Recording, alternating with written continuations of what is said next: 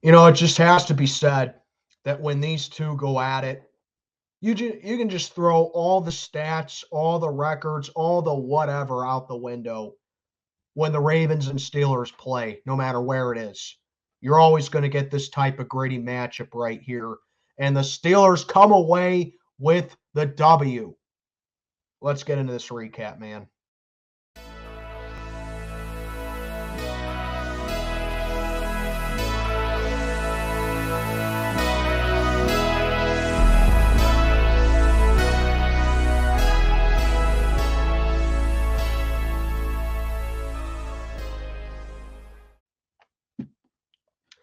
Good Sunday evening, everybody. I am Mac, back with another video. As always, do me a favor, like, comment, subscribe, follow on Instagram, link down in the box below. I'll be honest, I was kind of hesitant on making my recap right now because this is the best my voice has sounded since last week, without a doubt. But I was kind of hesitant because I was like, maybe I should wait a little bit. Maybe I should let it cool down just a little bit more. But I feel fine right now, honestly. And the Steelers were a good medication for today. 18-16. The Steelers win it in Pittsburgh today against the number one offense in just about every category in the NFL today in the Baltimore Ravens. So, guys, have the Steelers still not beaten anybody? When's the hard part of the schedule supposed to kick in?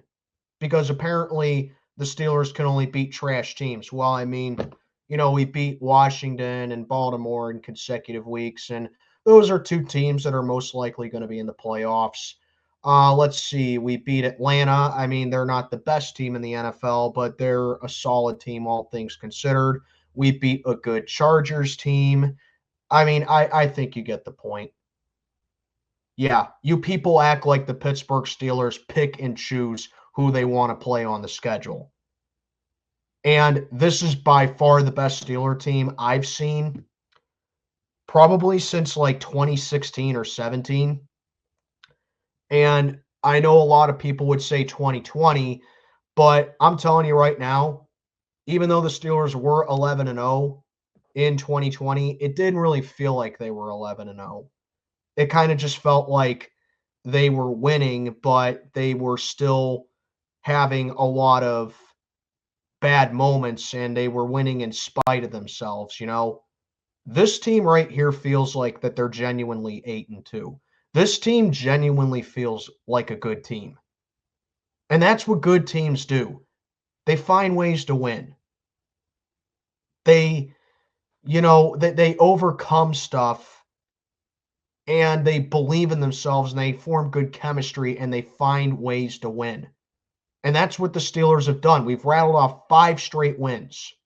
Because I'm telling you this right now, there is no way last year's team, 2022's team, even 2021's team, no way the past 3 Steeler teams rattle off a winning streak like this after we dropped 2 consecutive games to a mediocre Colts team and a very bad Dallas Cowboys team. There's just no way any of the last 3 Steeler teams pull off a winning streak like this after that. No way. This team is different, and they feel like they're a competitive team. They feel good.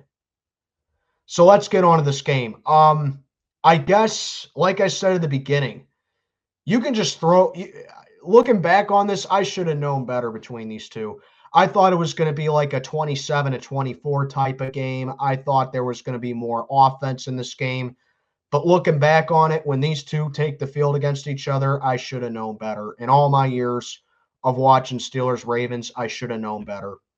But we win it 18-16, and you're probably thinking to yourself, okay, the Steelers probably got a couple touchdowns on the board. No. Remember back in week 1 when Chris Boswell kicked 6 field goals against Atlanta to beat the Falcons? Guess what? That was the case again. Literally the only difference is that Baltimore got 2 touchdowns to Atlanta's 1. The Ravens scored more touchdowns than us in this game, and we still won. Boswell was our entire offense again with 6 field goals. Not that I'm hoping that we have more games like this on the season, but this is now what? At least the third time in Boswell's career that he single-handedly won a game for the Steelers. At least the third. There may have been another time, but this is at least the third. The second time this season. Incredible. You know, but getting on to this game, the Ravens, they got the ball first because we won the kick. We won the coin toss and we elected to defer. Second play of the game, Derrick Henry runs up the middle and Herbig gets to him, forces a fumble. That was the one guy that I was the most worried about in this game was Derrick Henry, not Lamar Jackson, because let's face it, guys, the Steeler defense is always prepared with Lamar Jackson, okay? Lamar didn't have a really solid game again. He threw an interception against us, which I'll get into in a little bit. He was missing a lot of guys. There were a lot of drop passes. Lamar looked lost in the pocket a lot in this game because of our on-charging pass rush. That is the best pass rush in the NFL. I don't give a crap what anybody else says. I wasn't worried about Lamar. And shout out to Deontay Johnson for dropping a touchdown in the end zone when he had it right in his hands. It's just stuff you love to see. He was 0 for 2 on 2 targets again with that one drop. He only has 1 catch with the Ravens so far. But, wow. Stopping Derrick Henry like that by Nick Herbig. It just shows you Herbig is such a great substitute for Alex Highsmith. And he jarred the ball loose. It led to a field goal to put us at 3-0. But then, how about Justin Tucker, the Steeler killer? How about him missing 2 field goals from 47 and 50 in the first quarter? Because I'll tell you that right now, if Tucker makes even one of those field goals, the Ravens probably could have won today. But that was pretty much it for the first quarter. The offense struggled at times in the first quarter. I mean, the Ravens really brought up the defense today. I mean, they do have a really good run defense. They did give up some big plays to Najee Harris today, but other than that, I mean, the Ravens defense just really came in and they limited us in the red zone. Again, our red zone offense just continues to be lackluster.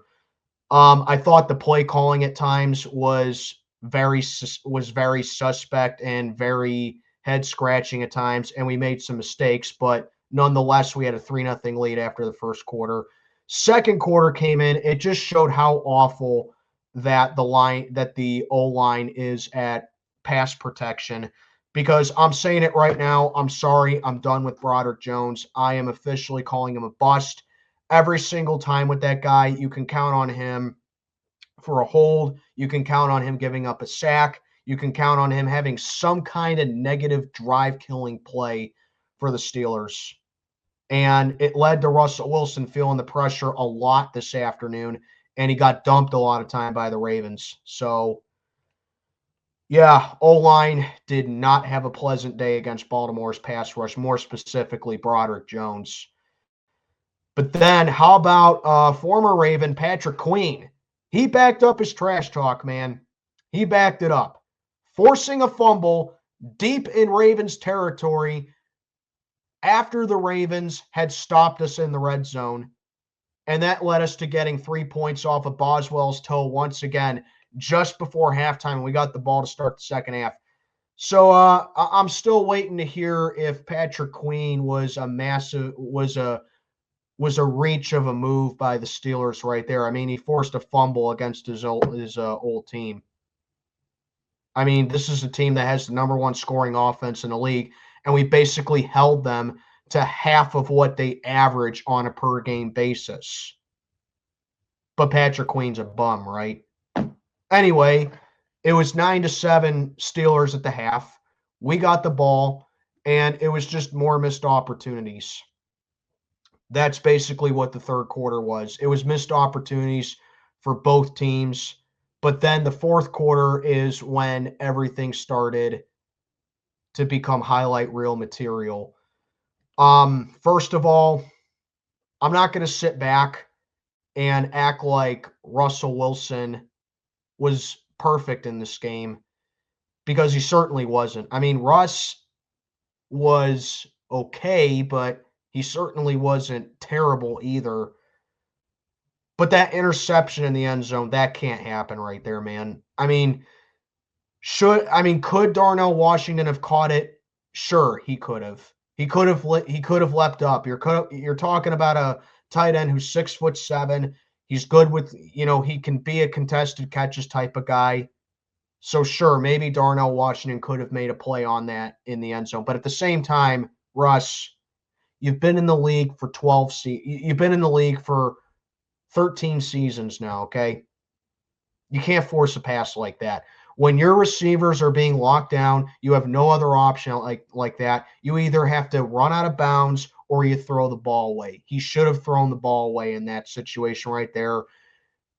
Get Boswell to come out there, make it 18-10, and then that last field goal that Boswell had was to make it 21-10. But a terrible forced pass by Russell Wilson right there. That can't happen. I put more of that on Russ. As much as I think that Washington could have made a play on it, I put that on Russell Wilson more right there. But it kind of made it a moot point because how about Peyton Wilson, the rookie? One of the most incredible interceptions that you'll ever see by a linebacker.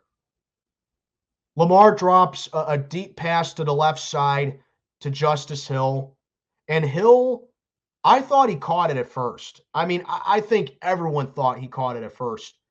But Peyton Wilson covering him so well on that play, and basically with one arm reached in there the entire time the ball was there, made a play on it, and came away with the interception as Hill was falling down to the ground. That's the type of impact that I can see with our young guys and with some of our newer players right there. What a play by Peyton Wilson, man. Incredible. Like I said, Najee Harris, he had some nice plays as well, but wasn't really like a huge factor in this game. I think George Pickens went off in this game as well. George Pickens, I thought, had a really good game. He had that amazing 37-yard completion that was unfortunately on the same drive where Russ threw the pick in the end zone. I thought the tight ends getting involved in this game was big too because they converted a lot of our third downs today, if not all of them. But man, by far the best factor of today was the defense. I mean, the defense was just phenomenal today.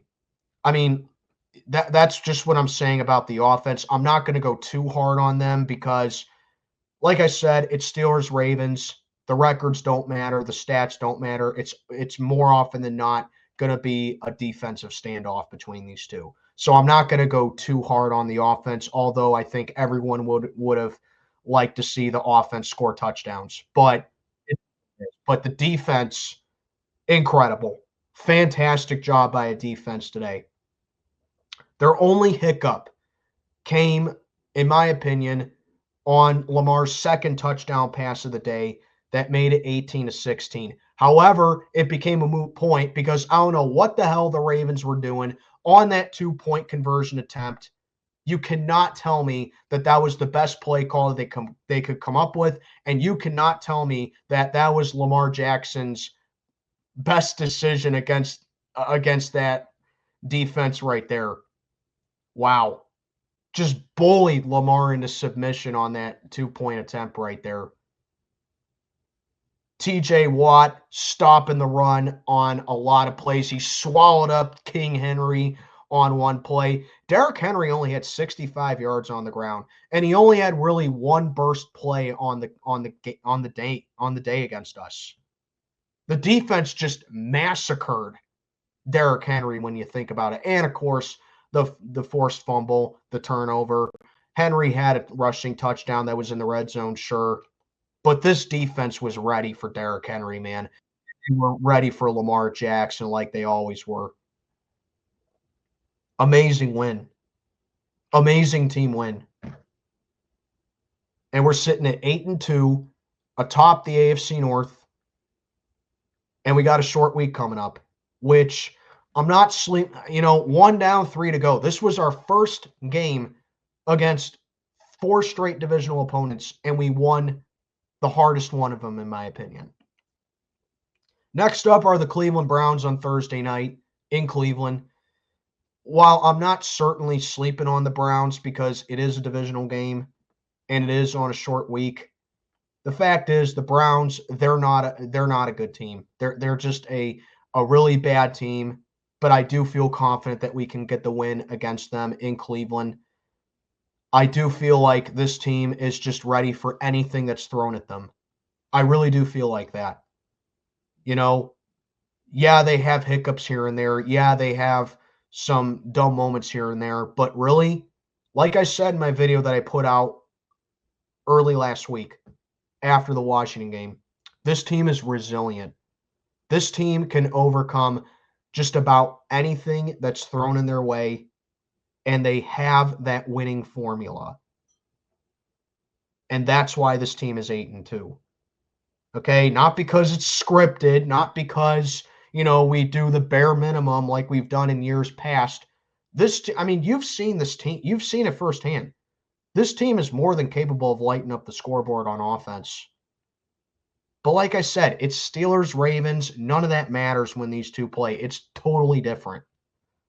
But this team is resilient. And I have no doubt that on a short week, it's only a 2-hour drive from Pittsburgh to Cleveland. No need for an airplane right there, unless they're really desperate for one. I have no doubt they can go into Cleveland and get this win and go to 9-2. And I'm starting to feel more confident about the Kansas City game, if I'm really being honest with you, because that's on a short week too. That's after a Saturday game. That's on a Wednesday. That's on Christmas Day. I'm not sitting down here guaranteeing we're going to beat the Chiefs, but if you ask me how I feel about the Kansas City game right now, I feel more confident with it. We just did this against the number 1 offense in the NFL in just about every category. If this is not a confidence booster and this is not a put on notice for the league about how this team is legit, I don't know what will be. But let's keep it going, guys. We're 8-2. We beat the Ratbirds. They're getting off our lawn with another L to us. 8 of 9 against these guys, and I love to see it, man. I'm kind of getting tired of beating these guys, but, I'll always welcome a win over the Ravens. But let's head on to Cleveland, and let's pick up another W. My preview will be out probably tomorrow or Tuesday. But we'll see. But yeah, let me know what you think down in the comments below about this dub. I am Mac, checking on out for the day. Have a good one, everybody.